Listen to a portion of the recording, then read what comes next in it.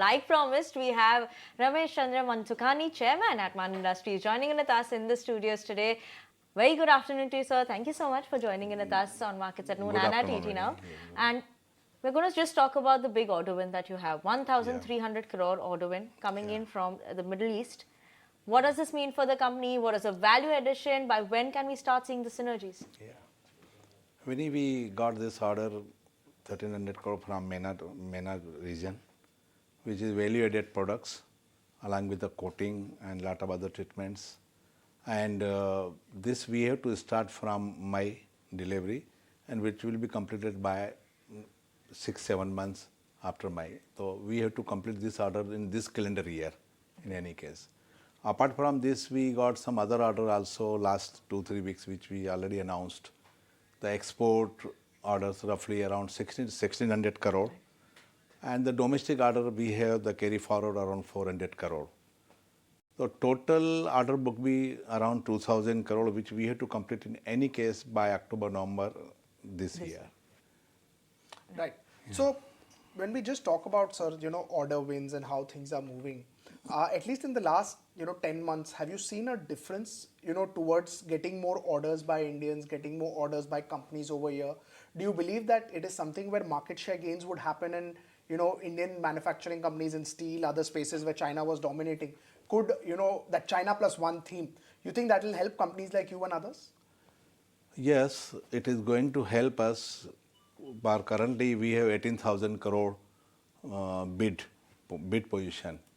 If we do not perform, our India name is not there, so we cannot get the bid 18,000 crore.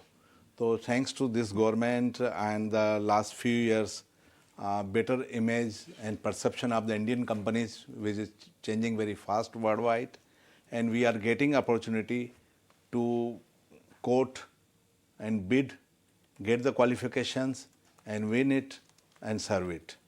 So we are in a better position last 2-3 years, and because of the hydrocarbon sector, the oil prices is helping to boost the business of pipe industries. Okay, right. That will obviously boost the pipe industry, the demand there, everything will improve. But one thing I want to talk about is when I look at the margins, they have been a bit volatile over the last couple of quarters, in terms of obviously given the demand, the scenario in terms of the pricing of raw materials as well. Yeah. What is the reason mainly that you would attribute this to the volatility in terms of pricing? Mainly, is it just the forex policy, or are there other factors that are coming into play?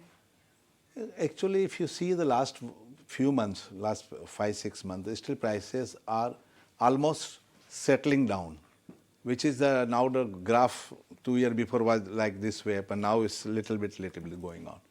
So it's a little impact sometime, which is very not a very long term, which is helping the industries, and the commodity prices, the whatever other input cost also is under control.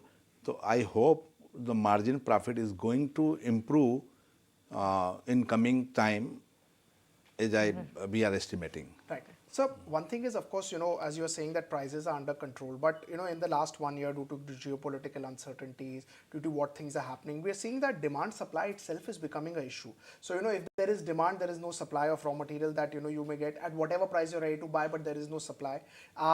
We are speaking to companies, and some of the companies are saying that things are easing out globally, products are available, demand is available. Yeah. But however, some are saying that still issues of geopolitical continue. Can you just tell us what are your thoughts about supply of key raw materials that you actually require? Yeah, the supply of key materials, something we have to depend on import also, and we have some partners worldwide where the higher grade of steels we have to import to complete the business.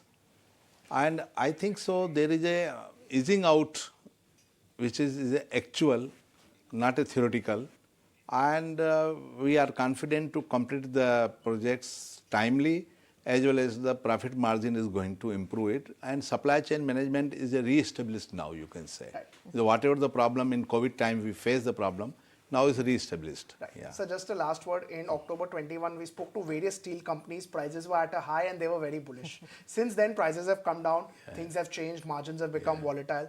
What will be your assessment over the next 12 months? Say we are in March, what will be your assessment for, say, next April?